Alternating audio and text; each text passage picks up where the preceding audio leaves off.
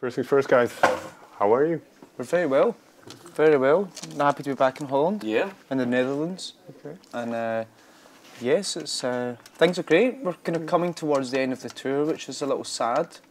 But it's been a really great tour. Okay. It's the first proper tour we've done in this album. Really, we've just done kind of summer festivals and promo and things. So it's been nice to get into some sweaty clubs every night and play for almost 2 hours. Play some more of the new songs. And at the same time, is it nice to get some time off now?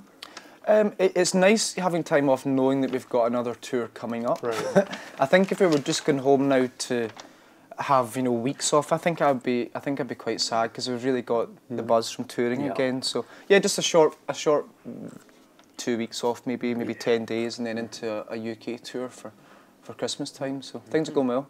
Well, before I get into the album and the music, I'd like to go back a little bit. Sure. You were both from Ayrshire. Yeah. What kind of place was that to grow up in? Kind of classic Scottish small town. Although they're quite not massively small in Scottish terms, are quite small in Sure. world terms. So kind of fairly backward, terrible weather. Not that much to do in the way of kind of outdoor pursuits. So you end up spending a lot of time indoors, which is very conducive to making music, I guess. That's maybe why there's so much music comes out of Scotland. But and quite a kind of cynical point of view generally. Okay. Which shouldn't usually be good if you're trying to make dreams happen, but yeah, people are sort of, I would say, quite. I mean, obviously it's a generalisation, but quite sort of down to earth, quite reserved in a way. Definitely not like.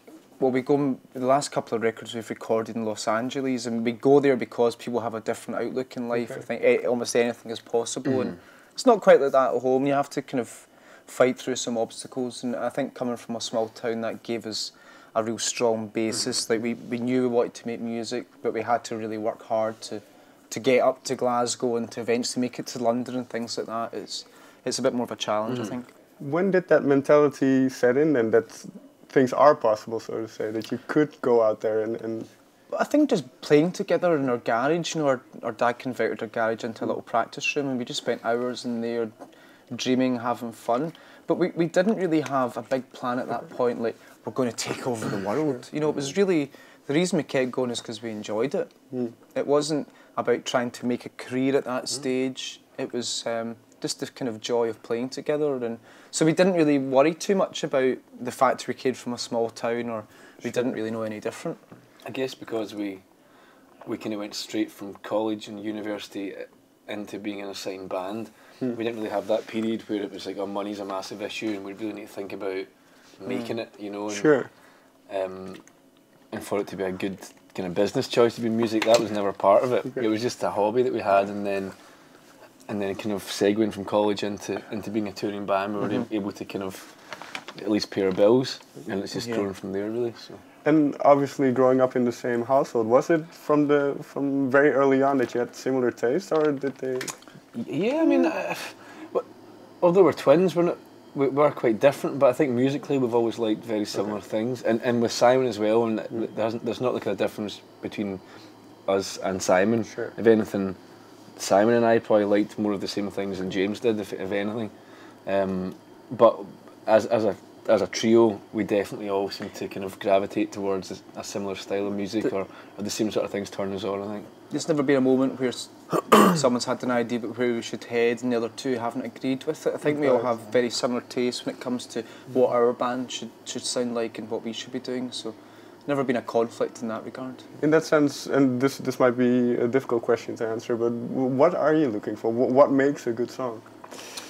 It's something that makes the hairs in your neck stand up, something that stays with you when you're having a shower, when you're walking down the street, when songs you think of in happy moments or sad moments, songs that you share with your wife, bands that you love together, music that brings us together.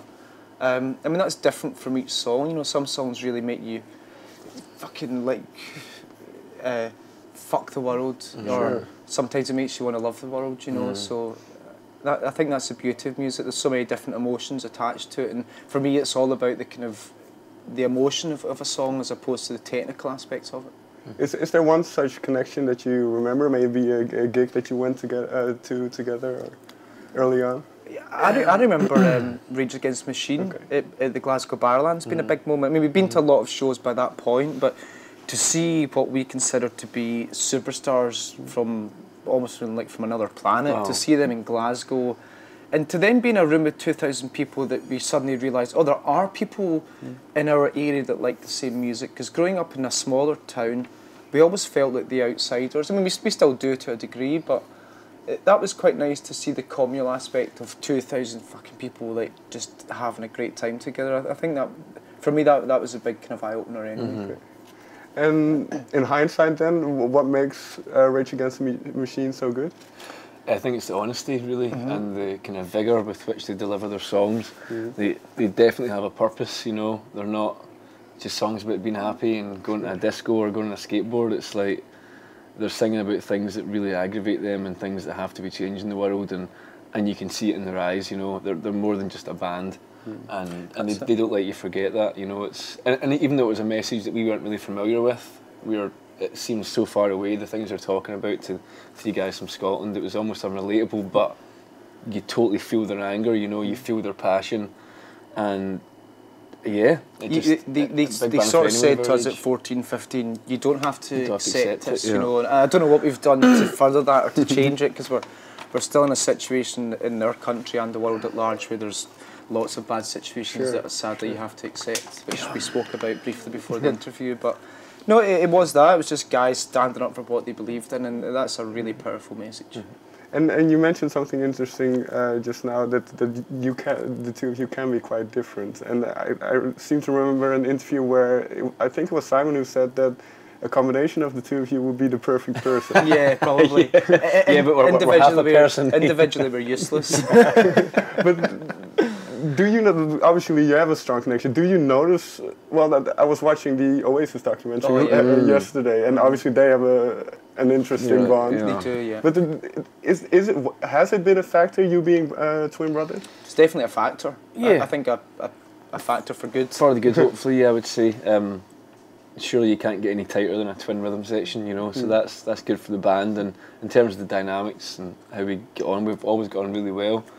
And I'd like to think we never gang up on Simon either, which is only kind of one worry you would think of that would happen in that dynamic. But we've always treated Simon like a brother. He is, you know, he's been our best friend since school. So, if anything, it would be like Ben and Simon ganging up on me, or me and Simon ganging up on Ben. There's never been a faction where it's.